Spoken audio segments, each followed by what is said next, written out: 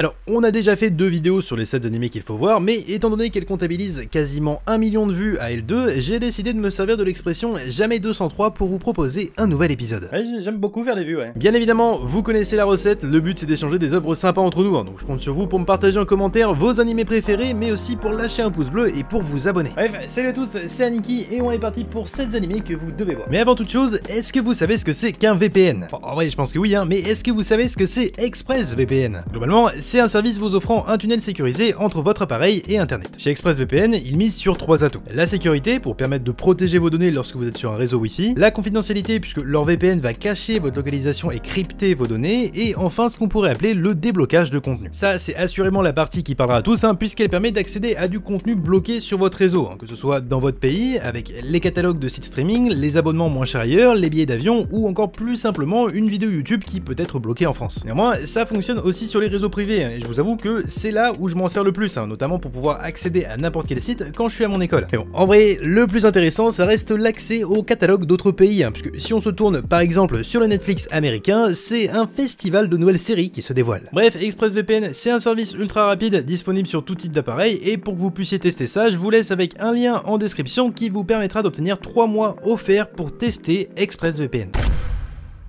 On attaque fort avec un animé époustouflant. Sorti en fin 2020, ce qui en fait l'œuvre la plus récente de la vidéo, cet animé de 12 épisodes nous sort tout droit de l'imaginaire de Kodaka Kazutaka, à qui l'on doit la création du jeu Danganronpa. Alors, c'est une série de jeux que je connais uniquement de nom, mais si jamais ça vous parle, j'espère que c'est une bonne nouvelle pour vous. Bon, cependant, dans Akudama Drive, ce qu'il faut savoir, c'est que l'histoire se déroule autour de 2 régions. Kanto et Kansai. Du coup, vous l'avez compris, ça se passe au Japon. J'aime bien dire des trucs que tout le monde sait. Bref, alors qu'autrefois ces 2 régions étaient en guerre, ce qui amena à la destruction totale du Kansai, ce dernier finit par être reconstruit avec l'aide du Kanto. Seulement, alors qu'il fut détruit suite au lancement d'une énorme bombe, une sorte de dôme infranchissable se créa autour de la région, empêchant quiconque de quitter la région en question. En vrai, j'imagine qu'une telle explosion n'a pas dû laisser beaucoup de survivants, donc bon, c'est pas très grave. Seulement, comme j'ai dit, le Kansai a été reconstruit, si bien que pour les personnes y vivant, le seul moyen d'en sortir est d'utiliser le Shinkansen, un train ultra technologique élevé au rang de divinité par les gens de la région. Alors c'est chelou certes, mais c'est l'élément principal de l'intrigue. Bon, vu que le Kansai est privé du monde, c'est devenu un endroit où il ne fait pas bon vivre, si bien que règne en maître ceux que l'on appelle les Akudama, autrement dit les criminels. Ainsi, durant l'anime, on suit l'histoire d'une jeune fille innocente qui, suite à un enchaînement d'événements hasardeux et d'erreurs policières, se retrouve enrôlée de force dans un groupe comportant 6 autres Akudama, faisant partie des plus célèbres et des plus dangereux. C'est alors que, telle une véritable Suicide Squad, tout ce joli petit monde va être chargé de la mission suivante: voler une marchandise transportée à bord du Shinkansen. Ça semble anodin dit comme ça, mais ça représente un vol qu'aucun autre criminel n'a jamais osé entreprendre. Vous l'avez compris, c'est donc une mission impossible qu'ils vont devoir réussir. Et c'est là la grande force de Akudama Drive, c'est explosif. Vraiment, vous allez être plongé dans une action et une tension constante pendant 12 épisodes. D'un côté, on a les plus grands criminels réunis entre eux, et en face, on a le gouvernement. Et autant vous dire que ça va donner lieu à des scènes de combat époustouflantes où la mise en scène et l'animation vont tout casser. Certes, il y a pas mal d'éléments assez codifiés, mais il faut voir ça comme un bon blockbuster. Le seul souci, c'est que vu que Love se veut assez dur et assez critique envers la société, il y a beaucoup de scènes assez violentes. Mais le petit truc, c'est qu'ils ont décidé de censurer ça de manière dégueulasse. Après, ça reste un détail, ça enlève rien à la qualité de la série, donc si vous voulez vous prendre des claques, foncez voir Akudama Drive. C'est un animé fait par Trigger, donc là encore, fallait bien qu'on en parle un jour ou l'autre. Dans Brand New Animal, le monde est divisé en 2 populations, les humains et les animaliens qui sont simplement des animaux anthropomorphes. Alors oui, le principe est vraiment cool, du moins pour les fans de Fury, mais l'humain étant ce qu'il est, la haine se fait ressortir au sein des 2 espèces, si bien qu'une cohabitation entre eux semble impossible. C'est donc dans ce contexte joyeux que nous faisons la connaissance de Michiru Kagemori, une animalienne tanuki ou raton laveur selon ses dires, qui va décider de se rendre au sein d'Anima City, un lieu créé pour que les animaliens puissent vivre en paix entre eux. Seulement, si tout est joyeux et calme, la vie serait bien trop simple. Au sein de cette cité, Michiru va devoir se créer une nouvelle vie, puisqu'elle cache un mystère tout particulier qui fait d'elle un être à part. Heureusement, elle va faire la rencontre de Shiro Ogami, un animalien loup qui n'a pour seul objectif que de protéger la ville et les siens, le tout en vouant une haine totale au genre humain. Tous deux vont alors se retrouver entraînés dans une succession d'événements les plus étranges les uns que les autres, ce qui va nous permettre d'en apprendre plus sur la vraie nature de nos 2 héros, mais aussi sur les mystères que la ville d'Anima City recèle. En soi, techniquement, Brand New Animal n'est en rien une œuvre novatrice. Dès le premier épisode, et ne serait-ce qu'avec mon synopsis, vous savez déjà à quoi vous attendre durant ces 12 épisodes. Mais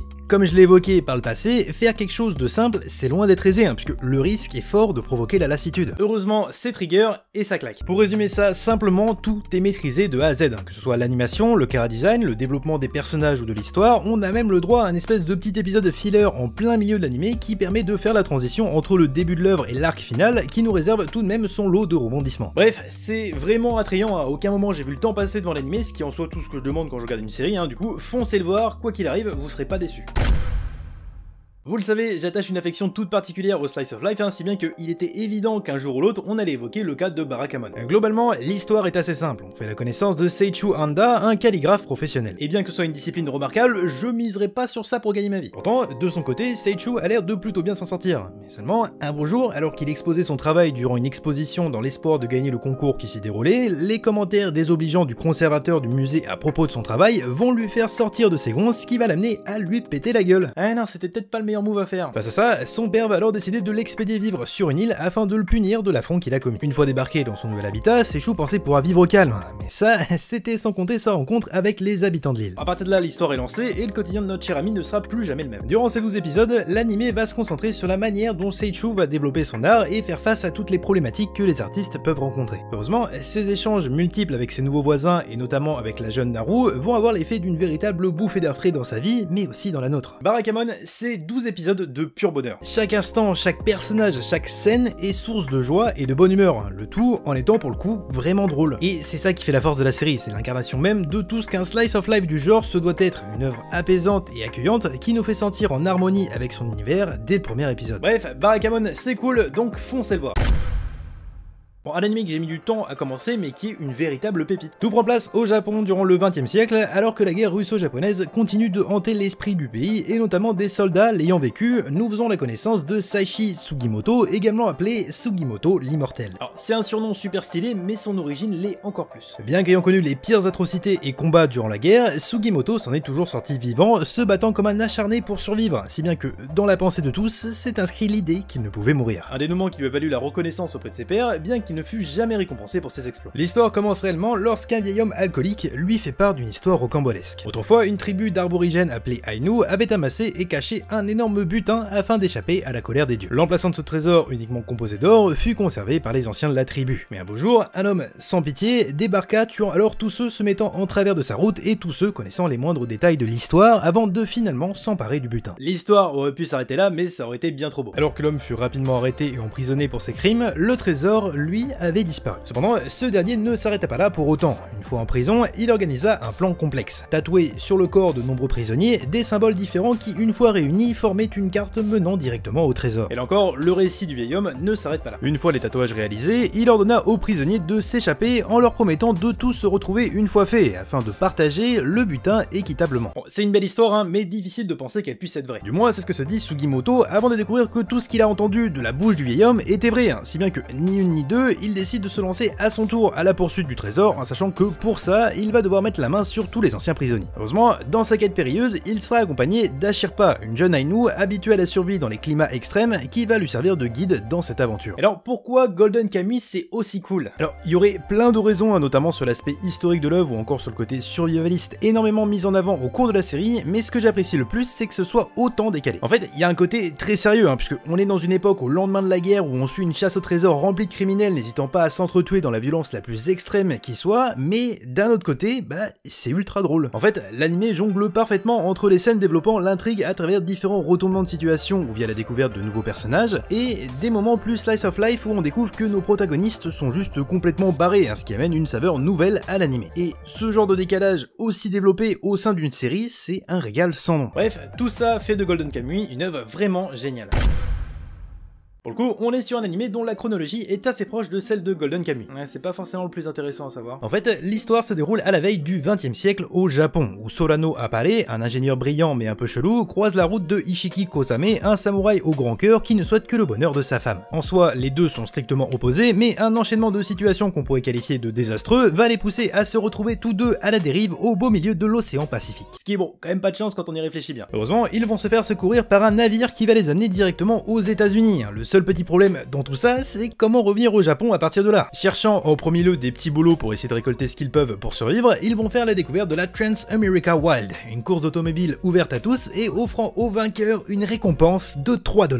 C'est faux, parce que sinon ça serait éclaté. En réalité, celui qui terminera premier de la Trans-America Wild obtiendra plus d'1 million $, une raison suffisante pour que nos deux amis en mal du pays se décident à y participer. Ainsi, chaperonnés par le génie de Appare, ils vont mettre au point un véhicule à vapeur spécialement pour la course. À partir de là, il ne leur restera plus qu'à traverser l'entièreté du pays en partant de Los Angeles direction New York, dans l'objectif ultime d'arriver premier devant des rivaux bien décidés à remporter cette course déjantée. En vrai, on nous vend beaucoup de courses de voitures, mais ça va mettre un peu de temps à se mettre en place. Mais c'est pas très grave, parce que pendant ce temps-là, l'histoire va se focaliser sur le background des participants, et le moins qu'on puisse dire, c'est qu'il y en a pour tous les goûts. Ce qui fait qu'on se retrouve avec un pêle-mêle de personnages hauts en couleur, et j'adore ça. Clairement, c'est du bon esprit shonen, les moments drôles le sont, le style est vraiment soigné, et surtout l'œuvre s'apparente comme une réflexion sur l'acceptation du changement. Parce que ouais, on est à la fin du 19e siècle, une époque où le Japon commence à s'ouvrir, mais reste très traditionnel comparé aux États-Unis en plein boom de modernité. Et vraiment j'adore ce genre d'animé parfaitement maîtrisé, qui n'hésite pas à tenter des choses tout en amenant une histoire savoureuse. On est quand même sur une opposition samouraï et cowboy, c'est incroyable. Bref, Appare Landman, c'est seulement 13 épisodes, donc ça serait bête de passer à côté. Beyond the Boundary, c'est un animé sorti en 2013 que j'ai mis plusieurs années avant de regarder, et le moins qu'on puisse dire, c'est que je m'attendais à tout sauf à ça. En fait, avant mon visionnage, j'ai toujours cru que c'était un slice of life basique qui suivait le quotidien d'adolescents lambda, sauf que pas du tout. On commence l'histoire en faisant la connaissance de Akihito Kanbara. Alors qu'il sortait de son école comme à son habitude, il aperçoit en haut de cette dernière une jeune fille sur le point de mettre fin à ses jours. Jusque là, c'est triste, mais c'est classique. Il décide donc de courir la rejoindre, de tout faire pour lui faire changer d'avis, seulement avant qu'il ait le temps de réaliser, la jeune fille se retrouve devant lui et le transperce avec une épée. C'est un changement d'ambiance direct. Les petits détails, Akihito est né d'une humaine et d'un Yumu, ce qui fait de lui un être immortel. Bon, on reviendra après sur ce qu'est un Yumu, mais tout ce qu'on retient, c'est qu'on la connaît quand même mieux comme première rencontre. La jeune fille en question se nomme Mirai Kuriyama, héritière d'une lignée puissante capable de manipuler le sang pour créer des armes destructrices. Son seul objectif est de pouvoir tuer les Yumu. Alors, c'est quoi ces trucs? Globalement, c'est des créatures mystiques très hostiles qui errent sur Terre, possédant des formes diverses et variées, tuant des êtres humains par la possession. En gros, c'est les méchants. Cependant, malgré la puissance qui coule en Mirai Kuriyama, à cause d'un incident survenu dans le passé, elle est incapable de détruire les Yumu. C'est pourquoi Akihito va décider d'apporter tout son soutien à Mirai afin qu'elle puisse surmonter son traumatisme. Bon, si vous avez vu ma vidéo sur la folle histoire du Moe, vous devez savoir à quoi vous attendre, puisque l'anime est signé Kyoto Animation. Mais qu'on apprécie ou non le genre, c'est une œuvre sans grande prétention qui saura plaire à tous. Et c'est mine de rien une qualité assez intéressante. L'anime se termine en 12 épisodes et se construit comme une petite histoire sympathique où tout s'enchaîne bien. Certes, nombreux sont les éléments classiques, mais la série sait capter notre attention à travers différents mystères ou même certaines scènes qu'on pourrait qualifier de cultes. C'est pas non plus exempt de défaut à l'image de la fin qui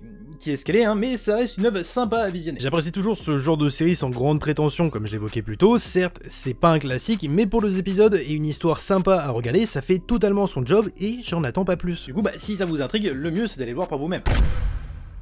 Alors, un anime qui n'a rien à voir avec la chaîne de télévision, mais qui est franchement sympa. Déjà parce qu'il fait partie des œuvres historiques prenant place à une époque réelle, ici celle de la Renaissance à Florence au début du XVIe siècle, et au vu du titre et de la période, on comprend bien que la culture artistique sera au centre de l'intrigue. Ce qui fait que ça nous plonge dans une ambiance bien sympa pour commencer. On fait donc la connaissance d'une jeune noble du nom d'Arte. Alors oui, elle a un nom chelou, mais ça s'explique peut-être par le fait que depuis petite, son rêve est de devenir une artiste, et plus exactement une peintre. C'est un peu comme si moi, je m'appelais Vidéo. Ah, c'est de la merde. Bon, comme je l'ai dit, son rêve est de pouvoir vivre de la peinture, mais bien que de base c'est pas évident même à cette époque, le fait qu'elle soit une femme s'avère être quasiment impossible. Parce qu'en fait, au XVIe siècle, t'avais plus de valeur en tant que peinture qu'en tant que femme. En effet, ces dernières devaient uniquement se concentrer sur le fait de trouver un bon parti. Si bien que le rêve d'Arte est vu négativement par tout le monde, et alors qu'elle cherche à tout prix à trouver un maître pour développer ses compétences et connaissances dans le domaine de la peinture, tout le monde la rejette. Certes, c'est pas la méga bonne ambiance, mais Arte va pas pour autant se laisser aller et va tout faire pour réaliser son rêve. Faisant fi de remarques et reproches des siens, elle va se lancer dans un tour des différents ateliers de Florence avant de se faire remarquer par Léo, un peintre possédant un atelier. Suite à ça, elle va enfin réussir à trouver un maître en la personne de Léo, ce qui va marquer le début de son aventure vers la concrétisation de son rêve. Et c'est ça qui fait la force d'Arte. La série suit un personnage passionnant s'éloignant des clichés et va en profiter pour développer tout un tas de thèmes plus qu'intéressants, que ce soit la place de la femme dans la société ou encore les changements apparaissant dans la vie d'un adolescent. En plus, l'histoire se tient vraiment, on voit la situation et la mentalité d'Arte fait évoluer, on découvre plein de choses sur l'époque et la manière dont les choses fonctionnaient, bref, c'est vraiment sympa. Merci d'avoir suivi cette vidéo, n'hésitez pas à aller faire un tour sur le site d'ExpressVPN, mais aussi de lâcher un pouce bleu et de vous abonner à cette chaîne. Si le t-shirt que je porte vous a plu, vous le retrouverez en description avec un lien vers Tostadola, sans oublier bien évidemment le petit code promo. Bref, sur ce, je vous dis à bientôt pour une nouvelle vidéo qui risque de vous plaire, c'était Aniki, ciao.